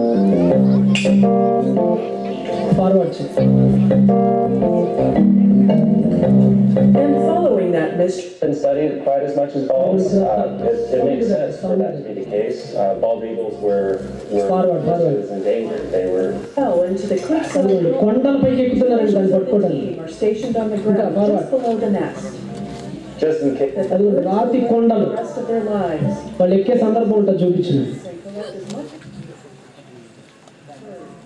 ఫార్వర్డ్ చేయబడి Larger fruit crops and hopefully find a positive death. And canyons where prey ఇంకా is abundant. While the eagles అదిగోండి have a ఎక్కడది కొద్దిగా వెనక్కి పోనండి. ఎక్కడ ఉంది దానికి గూడు ఎక్కడ ఉంది? రాతి కొండల పైన కూడా అక్కడ కట్టుకుని తండ్రి అది గూడు, అక్కడ కట్టుకుని తండ్రి అది గూడు. అది కూడా గ్రద్ద. డ్యాగ్ అంటే ఇదే డ్యాగ, పక్షిరాజు. మనలాగా వేప చెట్ల మీద పెంకుటేల మీద కట్టుకోదు అది గూడు. స్టార్టింగ్ లో వాళ్ళు ఎక్కుతారు, అదిగోండి స్టార్టింగ్ లో వాళ్ళు కొండలు ఎక్కుతారు, అది కూడా బాగుంటుంది, చూపించండి. దాన్ని పట్టుకోవాలంటే ఆషామాషి కాదు, ఇంకొద్దిగా అదిగోండి అలా అలా పట్టుకొని ఎక్కుతారు. గద్దను పట్టుకోవాలంటే నువ్వేదో పావురానికి ఏదో క్యాట్ వేసి ఇచ్చినంత ఈజీ కాదు. అదిగోండి అలా కట్టుకొని కొద్దిగా ఫార్వర్డ్ చేయండి, ఇంకొద్దిగా ఇంకా. అదిగోండి చూసారా ఎలా ఎక్కుతున్నారు కొండలు. అలా కొండలు ఎక్కి గ్రద్దను పట్టుకుంటారు. ఆకాశంలోనే తిరిగిద్దని ఎక్కువ, మేఘాలకు పైన ఉండిద్దని ఎక్కువ. చాలండి, అదే అంటాడు ఇక్కడ దేవుడు. లైట్స్ ఆన్ చేయండి, చాలండి వీడియో చాలు. లైట్స్ ఒకసారి ఆన్ చేసి ఇప్పుడు చదవండి అన్నమాట. అది రాతి కొండల మీద ఉండేది కదరా, అది కొండ పేటు మీద ఎగురుతుంది కదా. ఇంకా ఎప్పుడు ఎక్కలేదండి, ఎవడు ఎక్కలేదండి, ఎత్తు చోట గూడు కట్టుకుంటుంది అది. ఎందుకు గ్రద్ద గురించి చెప్తున్నాడో తెలియాలంటే మీకు గ్రద్ద జీవితం కొద్దిగా చెప్పాలండి. గ్రద్ద జీవితం విషయం ఏంటో తెలుసా, అన్ని పక్షుల్లాగే గ్రద్ద కూడా గూడు కట్టుకునిద్దండి. ఏమంటే మీరు ఎప్పుడైనా పావురం గూడును చూసారా మీరు? అమ్మ మీలో ఇక్కడ ఏ ఏ పక్షుల గూళ్ళు మీరు ఎక్కువ చూసుంటారు ఇక్కడ? పర్లేదు చెప్పండి. పక్షులు ఎప్పుడు చూడలేదు, ముఖం తెలియదు ఎట్టుంటుందో. కాకి చూసారా కనీసం? కాకి, పిచ్చుక, పావురం, చిలుక, ఇంకా గువ్వలు, పెట్టలు, పాల పెట్టలు, వడ్రంగి పెట్టలు, ఏదో కొన్ని ఏదో చూసుంటారు. నాకు తెలిసి చూడకుండా అయితే ఉండదు. గూళ్ళు ఎలా కట్టుకుంటాయి పావురాలు ఇవన్నీ? గూళ్ళు ఎలా కట్టుకుంటాయి చెప్పండి? గడ్డి కదా మెయిన్. గూళ్ళో మీకు ఏం కనపడతాయి చెప్పండి? ఫస్ట్ గడ్డి, ఇంకా ఆకుల కొమ్మలు, ఇంకా మెత్తటి దూది, ఇంకా అంతే కదా. ఎలా ఉంటుంది చక్కగా లోపల అంతా ఎలా ఉంటుంది? మెత్తగా ఉంటుంది కదా, చక్కగా మెత్తగా ఉంటుంది గూడు. పావురం గూడైనా, శలక గూడైనా, పిచ్చి గూడైనా ఏదైనా సరే చక్కని గడ్డితో గుండ్రంగా అద్భుతంగా కట్టుకునేది గూడు. గ్రద్ద గూడు ఎలా కట్టిందో తెలుసా? గ్రద్ద గూడు మెత్తటి గడ్డితో కట్టదండి, గాజు పెంకులతో కట్టింది గూడు. అది ఎలా? గాజు పెంకులు. ఇంకేం వాడితో తెలుసా? మేకులు. మేకులు తెలుసా? బయట అప్పుడప్పుడు మేకులు ఎత్తుకొని వెళ్ళిపోద్ది పైకి. గాజు పెంకులు. అప్పుడప్పుడు కొంతమంది బీరు మందు దాకా పక్కన పడేస్తుంటారు కదా, గాజు డబ్బాలు లాంటివి. ఆ మందు బాటిల్ అంటానే, ఆ బాటిల్ని అది తీసుకుపోయి అదే పగలగొట్టి ఆ అద్దాలతో పట్టుకుంటూ పుడుచుకునే అద్దాలతో, ముళ్ళతో, గులాబీ ముళ్ళు ఉంటాయి కదా, గులాబీ ముళ్ళు, మేకులు, రకరకాల అంటే గుచ్చుకుంటే దాన్ని ఏమంటారంటే షార్ప్ ఆబ్జెక్ట్స్ అంటారు. అది అంటే అర్థం ఏంటంటే ఇలా పట్టుకున్నట్టే రక్తం కారిపోద్ది, ఇలాగా వాటి అలా టచ్ చేద్దామంటే ఇదిగో మొత్తం రక్తం కారిపోద్ది. అలాంటి వాటితో గూడు కట్టిద్ది. ఏంటి? గ్రద్ద. మీరు గ్రద్ద గూడు దగ్గరికి వెళ్ళారంటే రక్తం చూడకుండా మీ చేతులతో దాన్ని పట్టుకోలేరు మీరు. ఒక పక్క మేకులు ఉంటాయి, ఇంకొక పక్క ఏమో సూదులు ఉంటాయి, ఇంకొక పక్క ఏమో గాజు పెంకులు ఉంటాయి, ఇంకొక పక్క ఏమో పొడుచుకునేటువంటి కత్తులు ఉంటాయి, ఇనుమ సామాగ్రి ఉంటుంది. అంతా ఇలాంటి ఉంటుంది దాని గూడు. పిల్లలు పెట్టిద్ది, ఆటి మీద పిల్లలు పెట్టిద్ది, ఆటి మీద పిల్లలు పెట్టిద్ది. అది పిల్లలు పెట్టిన తర్వాత ఆ పిల్లలకి ప్రారంభంలో తినుబండరాలు ఏదో పెట్టిద్ది. అమ్మా ఏ పక్షైనా పెడుతుంది కదా, పిల్ల పక్షులకి తీసుకొచ్చి అక్కడి నుంచి ఏదో తీసుకొచ్చి పెట్టింది, అలానే పెట్టింది. వాటికి ఒక వయసు వచ్చిన తర్వాత అండి తిండి పెడతాం మానేసిద్దండి. తిండి పెట్టదండి మానేసి. ఎందుకంటే వాళ్ళ అమ్మ పక్షి తిండి పెడుతూ ఉన్నంతసేపు బొజ్జ నిండా శుభ్రంగా తిరిగి ఆవిడించుకుంటూ పండుకునేది. ఇప్పుడు పెట్ట మరి దీనంతటా ఇది ఇప్పుడు ఎగరాలంటే రెక్కలాడాలి కదా, రెక్కలాడాలంటే బయటికి రావాలి. బయటకు వద్దామని ఆ గూడు నుంచి అలా చూసి కిందకి చూడగానే గుండె ఆగిద్దానికి. ఎందుకంటే కొండపైన ఎక్కడో కదా ఉండేది గూడు. మీరు ఎప్పుడైనా ఒక 5 అంతస్తులు డాబా పైకి వెళ్తే ఎట్లా ఉంటుంది మీకు? ఎప్పుడైనా బుర్జ్ ఖలీఫా వెళ్ళారా? దుబాయ్ 210 అంతస్తులు. మన మొహానికి 2 అంతస్తులు ఎక్కితే కళ్ళు తిరిగి కింద పైన మొత్తం మలమూత్రాలన్నీ గారు చేసుకుంటారు. కొంతమంది అయితే కొంతమంది కళ్ళు తిరుగుతుంటాయి, కొంతమందికి అదేందో. సరే నిచ్చెన ఎక్కాలంటే భయం, ఇంటి పైకి ఎక్కాలంటే భయం. అది అంత పెద్ద కొండ మీద గుండు ఉండిద్ది కదా, ఎగురు దాని పిట్ట అలా బయటకు వస్తే ఆ ఎత్తు చూసి గుండె లోపల పోయిద్ది. ఈ ఎగురుడు మనకెందుకు లేరా, మన అమ్మ ఉంది కదా అది వచ్చి పెట్టిద్ది లేనా శుభ్రంగా కూర్చుండిద్ది. వాళ్ళ అమ్మేమో తేదు. ఇప్పుడు ఏం చేయాలో దీనికి అర్థం కాదు. ఒక పక్కేమో ఆకలి, రెండో పక్కేమో దూకుదామంటేనేమో భయం. ఎందుకు? చాలా ఎత్తులో ఉంటుంది, పడి పెట్టిన భయం. సరే అక్కడే ఉందామని ఎట్టకొట్ట అక్కడే ఉందాం, ఎట్టకొట్ట బతుకుతామని అక్కడే ఉంటే లేదు, గాసుకుని కొంచెం కూర్చుకునిద్దాన్ని పెట్టింది కదా, మేము వచ్చి కూర్చుకునిద్ది దానికి, అది పెట్టింది కదా, ముందు వచ్చి కూర్చుకుంటుంది దానికి. రక్తం అంటే ఇడి తిరిగితే ఎక్కడ కూర్చుకుంటే, ఇడి తిరిగితే ఎక్కడ కూర్చుకుంటే, వెనక్కి వాళ్ళ బుర్ర నిండా కూర్చుకుంటే మేకులు ముళ్ళులన్నీ దానికి భయం వేసి రక్తం కారిపోతుంటుంది దానికి. ఇప్పుడు దాని ముందు ఒకటేంటంటే ఆకలి, రెండోది ఏంటి పైనుంచి కిందకు దూకితే చచ్చిపోతామేనన్న భయం, మూడోది ఏంటి అవన్నీ గుచ్చుకు తస్తమే ఒక పక్కన. ఏం చేయాలో అంతుపట్టని పరిస్థితి. వాళ్ళ అమ్మేమో రాదు, వాళ్ళ అమ్మ అక్కడక్కడక్కడే తిరుగుతూ ఉంటుంది, దీనికి మాత్రం అన్నం పెట్టదు. వాళ్ళ అమ్మ అక్కడక్కడక్కడే తిరుగుతుంటుంది. ఇంత తిరిగి మీరు చూసారు కదా మీరు ఆకాశంలో, అదే అన్నాడు ఆకాశ వీధిలో తిరుగుతుంది అన్నాడు కదా దేవుడు, తిరుగుతుంటుంది. దీన్ని మాత్రం బయటికి దానిది. దీనికి ఏం చేయాలో అర్థం కాదు. డూ ఆర్ డై అంటారు కదా, ముందు నువ్వు వెనక గొయ్యి టైప్లో ఉంది. ఇప్పుడు ఏం చేసిందో తెలుసా అది, ఒరే ఆకలితో చచ్చిపోవటం కంటే ఈ ముళ్ళు గుచ్చుకొని, గాజు పెంకులు గుచ్చుకొని, ఆ ఇనుమంతా గుచ్చుకొని, రక్తం గారి గుచ్చుకుంటూ కుక్క చావు చావటం కంటే ఏదైతే అదైంది, ఏదైతే అదైందని కళ్ళు మూసుకొని జయ్య ఒక మాట కిందకు ఇద్ది. ఉంటే ఉన్నాం పుచ్చపోయేవాడిద్ది. ఆ కొండపై నుంచి కింద దూకిద్ది. రెక్కలు రాత్రానికి కొత్త కదా, రెక్కలు ఎగరటం రాదు. చచ్చిపోయిన బాబోయ్ అని కూడా దూకిద్ది. ఇప్పుడు వాళ్ళ అమ్మ పైన తిరుగుతుంది కదా, అది చూసి కిందకి ఫోర్స్గా వచ్చి ఆ పిల్లల్ని తన రెక్కల మీద ఎక్కించుకొని మరలా పైకి వెళ్ళి మళ్ళీ గుళ్ళో పెట్టింది. ఇది ఎక్కడ దొరికింది తల్లిరా నాయనా, ఇప్పుడే కదా నేను దూకింది, ఇది మళ్ళా తీసుకెళ్ళి నన్ను అక్కడే పెడుతుంది. మీరున్నారండి కష్టపడి మంత్రాలు వెళ్తే మళ్ళీ తీసుకొని పుసుకుని చెట్ల పుల్ల రాసి చెప్పేస్తుంటుంది. దానికి బాధ ఇదేంటి మళ్ళీ అక్కడ పెట్టింది అని మా అమ్మ అనుకొని, సరే మళ్ళీ ఏం జరిగింది వచ్చింది మళ్ళా చేయని మళ్ళీ దూకిద్ది, మళ్ళీ అలా వచ్చి మళ్ళీ పైన పెట్టిద్ది. దానికి ఏమనిపించింది ఆకలి దేవుడికి ఇదేదో భలే ఉంటే ఉయ్యాలాగా ఉంటుంది. నేనేమో తూగుతున్నా, మా అమ్మ ఏమో పట్టుకొని పైకి పెడుతుంది, ఇదేదో భలే ఉందే అనుకొని అలా మళ్ళీ దూకిద్ది, మళ్ళీ అలా వచ్చి మళ్ళీ పైకి ఎత్తింది. ఇలాగా పొదుల సార్లు జరిగిద్దండి. అలా జరిగినప్పుడు ఏమైతే తెలుసా, ఆ పిట్ట అలా కిందకు వచ్చే ఈ క్రమంలో చిన్నగా రెక్కలాడించి ఎగరటం నేర్చుకునేది. అలా నేర్చుకొని 15వసారికో 20వసారికో పర్ఫెక్ట్ అయిపోతుంది.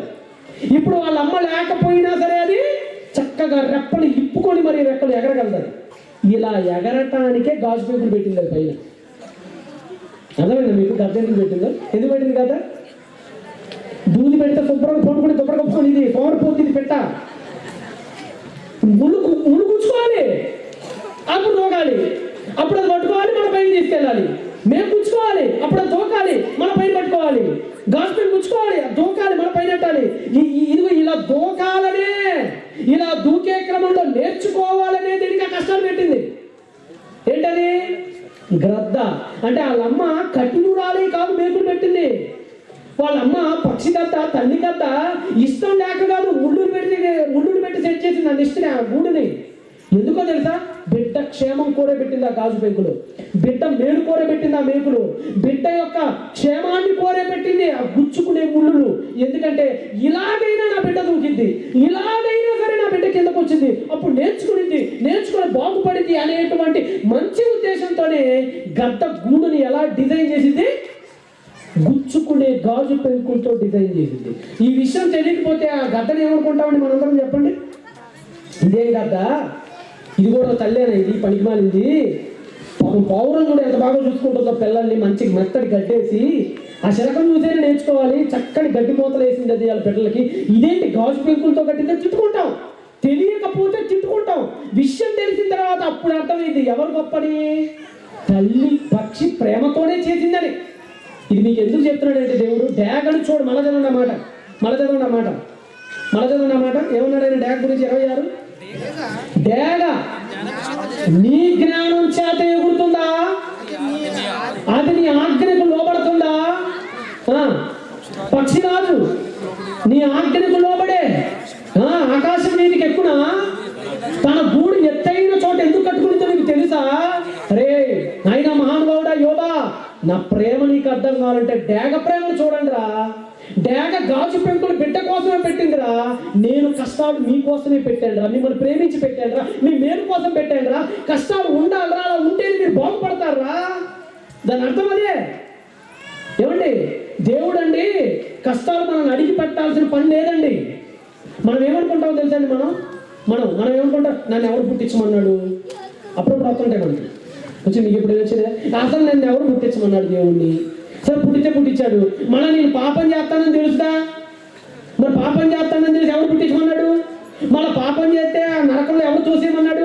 అసలు నేను పుట్టించమని అడిగానా, నన్ను నరకంలో ఎవరు చూయమని చెప్పాడు నిన్ను అని దేవుణ్ణి అప్పుడప్పుడు ప్రశ్న ఎత్తుంటాం మనందరం. మీరు ఎప్పుడు అడిగారు దేవుణ్ణి? ఇలాగా అడుగుతాం. నేను మీ అందరికీ ఒక మాట చెప్తానండి, మీ అందరికీ ఒక మాట చెప్తాను. కుమ్మరివాడు కుండని అడిగి చేస్తాడా, అడగకుండా చేస్తాడా? మీరు చెప్పండి. మట్టి ముద్దను తీసుకొని మట్టి ముద్ద నిన్ను కొండని చేద్దాం అనుకుంటున్నాను ఏమంటావు అని ఏమైనా అడుగుతాడా? లేదే నిన్ను పాత్రని చేద్దాం అనుకుంటున్నాను, చేపల కూర వండుకుంటారట వాళ్ళు, ఎట్ల పూరోళ్ళు, మరి చేయమంటావా అని అడిగి చేస్తాడా? చేయడు. ఎలా చేస్తాడు? ఎవ్వరిని అడగడు, ముద్ద తీసుకుంటాడు. మనసులో కొండను చేయాలనిపిస్తే, పాత్రను చేయాలనిపిస్తే, పైన మూతలు చేయాలనుకుంటే అది ఆయన ఇష్టం. నేతగాడు ఉన్నాడు. నేతగాడు అంటే బట్టలు కుట్టేవాడు. నేతగాడు అంటే ఎవరు తెలుసా? మీరు వేసుకున్న బట్టలని నేతగాడు కుట్టిన బట్టే. సాలెవాడు అంటారు మా వైపు అయితే. సాలెవాడు అంటారు, నేతగాడు అంటారు. నేతగాడు దారం పువ్వులు తీసుకుంటారు. ఎప్పుడైనా మీకు నేతగాడి చక్రం చూసారా? ఎలా ఉంటుంది మీకు అర్థం కాదంటే, గాంధీ చక్రం చూసారా? గతంలో 100 రూపాయల బొమ్మల మీద గాంధీ గారు ఇలా తిప్పుతున్నట్టు ఉంటుంది. ఖాదీ బండార్ అని ఉంటుంది చక్రం. కుమ్మరోడి దగ్గర అడ్డ చక్రం ఉంటుంది, సాలెవాడి దగ్గర నిలువు చక్రం ఉంటుంది. అంతే తేడా, సింపుల్. దారం పువ్వులన్నీ వేసండి. ఎప్పుడైనా వెళ్ళండి నేతగాడి ఇంటికి, ఎప్పుడైనా వెళ్ళండి, ఎలా బట్టలు తయారు చేస్తారో చాలా అద్భుతంగా చూపిస్తారండి. ఈ నేతగాడి ఇలాగా తిప్పుతున్నప్పుడు ఆ దారాలతో కొన్నిసార్లు చీరలు చేస్తాడు, అదే దారాలతో కొన్నిసార్లు లుంగీలను చేస్తాడు. అవునా కదండి? లుంగీలు చేసేది ఎవడు? లుంగీలు అంటే పంచలని అంటారా, ఇంకేమైనా అంటారా? ఎందుకంటే మీకు తెలియదేమో మళ్ళీ, అందుకని పంచలు. కొన్ని దారాలేమో పంచలు అవుతాయి, కొన్ని దారాలేమో పట్టు చీరలు అవుతాయి. అవునా? ఇప్పుడు ఈ దారం ఎప్పుడైనా పంచగా మారినందుకు ఫీల్ అయిందా?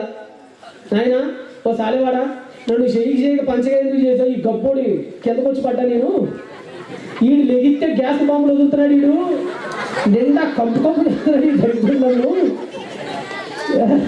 వీడికి జలుబు వచ్చినా నాకే పోతాడు, దగ్గు వచ్చినా నాకే పోతాడు, వీడి గబ్బు దేహం కింద బతకలేకపోతున్నాడు మహానుభావ అని ఎప్పుడైనా అనిద్దా? శుభ్రంగా పట్టు చీర కట్టిపోయావా, తల్లి దగ్గర పోయావా, శుభ్రంగా ఇస్త్రీ చేసి బీరువాలో పెట్టేది. నన్నేమో వీడు కనీసం ఒతకడు, ఈ దరిద్రుడు వారం రోజులు అదే పెడతాడు అని ఎప్పుడైనా ఫీల్ అయిందా? కొన్ని అయితే మసిగుండలు అవుతాయి. సాలేవాడు అడిగి చేయడు. దారాన్ని అడుగుతాడా? ఓ దారం, నేను లుంగిని చేద్దాం అనుకున్నానని అడుగుతాడా? నేను చీరం చేస్తున్నామని అడుగుతాడా? ఇదంటే నేను ఇంకేదైనా చేద్దామని అడుగుతాడు? అడగడు. అనుకున్నది చేస్తాడు. చేసిన తర్వాత దాని పాత్ర ఏంటో తెలుసా? ఎలా చేయబడిందో ఆ పాత్రకు అది ఏం చేయాలి? న్యాయం చేసుకుంటూ ముందుకు వెళ్ళిపోవాలి. మాదిగవాడు ఉంటాడు, మాదిగ వృత్తి ఉంటుంది, తోడు పరిశ్రమ.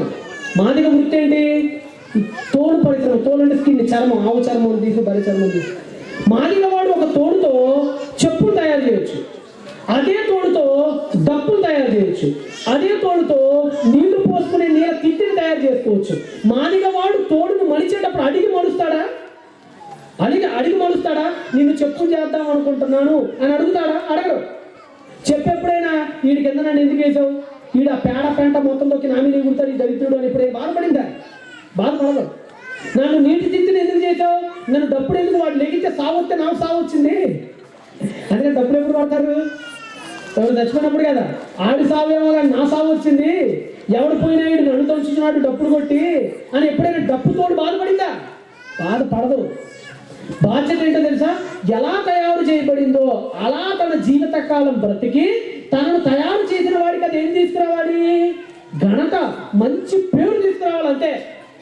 ఇది మీకు అర్థమైతే, మనం మట్టి ముద్దలమైతే దేవుడు మన కుమ్మరి, మనం దారపోగులం అయితే దేవుడు మన సాలేవాడు, మనం తోడు అయితే ఆయన మన మాదిగవాడు. ఆయన మనం ఇష్టమైనట్టుగా మరలుస్తాడు. అలా ఎందుకు మరల్చావు అని అడిగే రైట్ ఎవరికి లేదు?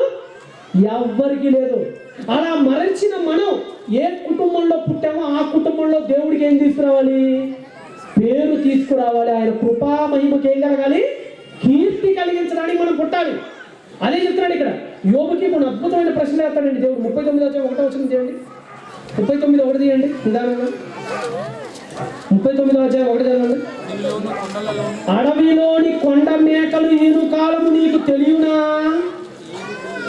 యోబు అడుగుతున్నాడు, దేవా నాకు ఎందుకు కష్టం పెట్టావు? దేవుడు చెప్తున్నాడు, కొండ మేకలు ఎప్పుడు ఎంతయో నీకు తెలుసా అన్నాడు. నీకు తెలుసా అని అడిగాడు. ఇంకా ఆ కిందకు ఒక్కసారి మీరు అలాగ వస్తే 11 వచ్చింది కదండి. 13 చదవండి. 13 నిప్పుకోడి సంతోషము చేత రెక్కల నాడించు, దాని గురించి నీకు తెలుసా అన్నాడు. నెక్స్ట్ 9 వచ్చింది చదవండి. 9 గురుపోతు నీకు లోబడుటకు. మీకు అర్థం కావాలి. యోబు అన్నాడు, నాకు ఎందుకు కష్టం పెట్టావు అన్నాడు. దేవుడు అన్నాడు, కొండ మేకలు ఎప్పుడు ఎంత తెలుసా అన్నాడు. అడవి గాడిని ఎవడో లేడు తెలుసా అన్నాడు. గురుపోతు నీకు లోబడిద్దా అన్నాడు. పుష్పపక్షి ఎలా ఎగిరితో తెలుసా అన్నాడు. యోబుకి అర్థం కావట్లా. అదేంటి దేవా, నేనేమడిగా? కష్టాలు ఎందుకు పెట్టావు అని అడిగా. నువ్వేం చెప్తున్నా? కొండ మేకలు అంటావు, గురుపోతు అంటావు, డ్యాగ్ అంటావు, పుష్పపక్షి అంటావు, ఏంటి సమాధానం అన్నాడు అని యోబు అనుకున్నాడు. అక్కడ దేవుడు ఉద్దేశం ఏంటి తెలుసా? యోబు ఏనుగు ఎంత ఎత్తుండాలో నిన్ను అడిగి చేయలా. సింహానికి జూలు ఎంత ఉండాలో నీ పర్మిషన్ తీసుకొని పెట్టలా. గుర్రం ఎంత పరిగెత్తాలో నిన్ను అడిగి దానికి వేగాన్ని సెట్ చేయలా. కుక్క ఎలా అరవాలో నిన్ను అడిగి చెప్పలా. పిల్లి ఎంత ఎత్తుండాలో నిన్ను అడిగి చేయలా. పక్షి ఎలా ఎగరాలో నిన్ను అడిగి చేయలా. ప్రపంచంలో ఏది నిన్ను అడిగి చేయలా. మరి నీ జీవితంలో ఏం చెయ్యాలో నిన్ను అడిగి నేను ఎందుకు చేయాలి చెప్పండి? మనల్ని అడగకుండానే మనల్ని పుట్టించినప్పుడు, మనల్ని అడగకుండానే మన జీవితంలో ఆయన ఎంటర్ అవుతాడు. ఇంకో విషయం చెప్పంటారా? మనల్ని అడగకుండానే ఆయన పరలోకాన్ని కూడా ఇవ్వడానికి సిద్ధపడ్డాడు. మనల్ని అడగకుండానే తన కుమారుణ్ణి కూడా బలిచ్చాడు. అది ఆయన స్వర్ణాధికారం. That is God's sovereignty. అది దేవుడు సార్వభౌమాధికారం. ఎందుకంటే నిన్ను అడగకుండానే జన్మనిచ్చాడు కాబట్టే, నిన్ను అడగకుండానే తన కుమారుడిని కూడా బలిచ్చాడు. నిన్ను అడగకుండానే పుట్టించాడు కాబట్టే, నిన్ను అడగకుండానే పరలోకాన్ని నీకు ఇస్తానని చెప్పాడు. ఇక్కడ నువ్వు దేవుడు ప్రశ్నించావే, ఆ మేలును అనుభవించు. అప్పుడు అర్థమైతే నన్ను పుట్టించి నువ్వు అద్భుతమైన మంచి పని చేసావయ్యా, నీకు స్తోత్రాలు ప్రభువా అని చెప్తావు. పేతురు చాలా మంచి మాట అన్నాడు. పేతురు అప్పుడు పేతురు పత్రికను రాస్తే ఏమన్నాడు ఒకసారి మీరు అందరూ చదవండి. పేతురు రాసినటువంటి పత్రిక 3వ అధ్యాయం, మొదటి పత్రిక 3:17 ముగించేద్దాం. పేతురు రాసిన మొదటి పత్రిక 3వ అధ్యాయం 17 చదవండి ఒకసారి. 3వ అధ్యాయం 17 వచ్చిన పేతురు రాసిన మొదటి పత్రిక చదవండి. దేవుని చిత్తము అలాగున ఉండే ఎడల కీడు చేసి శ్రమ అనుభవించుట కంటే మేలు చేసి శ్రమ అనుభవించుట మేలు. ఒరే ఒకటి అన్నాడండి దేవుడు. ఒరే నాయనా, భక్తుడికి కష్టాలు వస్తాయి, భక్తిహీనులకి కష్టాలు వస్తాయి. వస్తాయో రావు చెప్పండి? ఎవరి కష్టాలు లేని కుటుంబం ఎక్కడైనా ఉందా మీ ఊర్లో? చెప్పండి నాకు. మీ ఊర్లో మీరు ఏదైతే బ్రహ్మాండంగా హ్యాపీగా ఉంది కుటుంబం అని అనుకుంటున్నారో వాళ్ళ ఇంటికి వెళ్ళండి. ఏమంటే మీకు కష్టాలు లేవో అని అడగండి, ఖచ్చితంగా చెప్తారు. ఇప్పుడు మీకు ఉదాహరణకు మాట చెప్తారు. అంబానీ తెలుసుగా మీకు? ఎవరు అంబానీ? పుడితే గిడితే ఎప్పుడైనా అంబానీ కుటుంబంలో పుట్టానా కూడా అనుకుంటాం. మనకు ఒకటి వరం అడిగితే అంబానీ లేదండి, అంబానీ కొడుకు అండి. అంబానీ కొడుక్కి వాళ్ళ ఆవిడికి కాబోయే కోడలికి షేర్ ఇచ్చాడట. షేర్ ఎంత తెలుసా? 1500 కోట్లట. 1500 కోట్లు. 15 కోట్లు కాదు, బంగారంతో వేశారు 1500 కోట్లు. ఈ 1500 కోట్లతో మీ ఎడ్లప్పుడు 100 ఏళ్ళు బతకొచ్చు. ఎవరు ఆ గుంటూరు వైపు కూడా రావాల్సిన పని కూడా ఉండదు. మా దగ్గరికి వచ్చి ఆ మిర్చి ఒడిసి ఈ దగ్గుకుంటూ రొప్పుకుంటూ ఇవన్నీ ఎందుకు? పెళ్లి కార్డు ఎంత తెలుసండి? పెళ్లి కార్డు శుభలేఖ. మీరు అందరూ శుభలేఖ వేయించుకున్నారు పిల్లలకి. ఎంత అయిందమ్మా కార్డు చెప్పండి, గుర్తులేదా? 5ో 10ో ఎంత తెలుసా ఆయన పెళ్లి కార్డు? 3.5 కోట్లు పెళ్లి కార్డు. మనకు 3.5 కోట్లకి పెళ్ళి అయిపోద్ది. మనకి పెళ్ళి అయిపోద్ది. 3.5 కోట్లు కూడా ఎందుకు? 3 లక్షలకి పెళ్ళి అయిపోద్ది. ఇంకో 50 లక్షలు ఆ పెళ్లి కొడుకు దాంట్లో శుభ్రంగా ఫిక్స్డ్ డిపాజిట్ చేస్తే నెలకి డబ్బులు కూడా వస్తాయి. మనకి హ్యాపీగా బతకొచ్చు. తరతరాలు సారే గీరే గారే అన్ని పెట్టచ్చు. కానీ పెళ్లి కార్డుకి 3.5 కోట్లు ఏంటి? పెళ్లి చీరకి 1500 కోట్లు ఏంటి? మనం ఏమనుకుంటాం? ఆడదిన లైఫ్ అంటే అనుకున్నారు ఎప్పుడైనా? ఆడదా లైఫ్ అంటే ఆడదా? ఆ ఏసీలు, ఆ కార్లు, వాళ్ళది జీవితం అంటే అనుకుంటాం కదా. కానీ ఎంత బాధో తెలుసా ఆయనకి? సొంత కొడుకు అనంతమ్మని ఎప్పుడు చచ్చిపోతాడో తెలియదు. ఎంతలా ఉంటాడో తెలుసా? స్టేజ్ ఎక్కితే ఖచ్చితంగా కూలిద్ది. ఆయన ఎక్కిరించడానికి చెప్పట్ల, ఫ్యాక్ట్ చెప్తున్నాను పాపం. ఆయన ఎక్కిరించడానికి ఉద్దేశం లేదు. స్టేజ్ ఎక్కారంటే అందరం పడిపోతాం ఇక్కడైతే. అంతలా ఉంటాడు పాపం. తింటం ద్వారా కదా ఆయనకి ఏదో డిజార్డర్ ఏదో డిసీజ్ ఉంది పాపం. ఆయన మీరు ఇంట్లో ఫ్యాన్ వేసుకొని పడుకుంటారండి ప్రశాంతంగా. ఫ్యాన్ వేసి చచ్చిపోతాడండి. ఫ్యాన్ వేయకూడదు. ఏసీ ఉంటే చచ్చిపోతాడు. ఏసీ కూడా లేదు వాళ్ళ ఇంట్లో. అతని రూమ్లో ఏసీ కూడా ఉండకూడదు. అతని రూమ్లో ఫ్యాన్ ఉండకూడదు. మీరు శుభ్రంగా ఆకలి వేసినప్పుడు వెళ్ళి మరీ తింటారు శుభ్రంగా. ఎంత తింటారు? కొంతమంది ఉంటాడు సన్నగా ఉంటాడు, వాడు తింటాడండి, పళ్ళాలు ఆగితాడంటాడు. అది కానీ కొంతమంది అంటే చూస్తాడు సన్నగా అస్థిపంజరం ఉన్నట్టు ఉంటాడండి. ఆడు తింటాం మొదలు పెడితే మనం పడికిరామండి. అదేంటి ఆడు ఎప్పుడు సన్నగానే ఉంటాడు ఆడు. కొంతమంది పాపం ఎంతలా ఉంటారు, వాళ్ళు ఎంత తింటే అలసిపోతారు వాళ్ళు. వాళ్ళ అబ్బాయి ఏది తినడానికి వీల్లేదు, నడవడానికి ఎక్కువ వీల్లేదు, ఆయాసం, పెళ్ళయిందనే పేరే, జీవితంలో ఏమీ లేదు పాపం ఆ కుర్రోడికి. అతని దగ్గరికి వెళ్ళి మీరు అడిగారు అనుకోండి, ముఖేష్ అమ్మ వెక్కి ఏడుస్తాడు మీ దగ్గరికి వచ్చి. డాక్టర్లు సలహా లేకుండా బయటకు కూడా రాలేడు.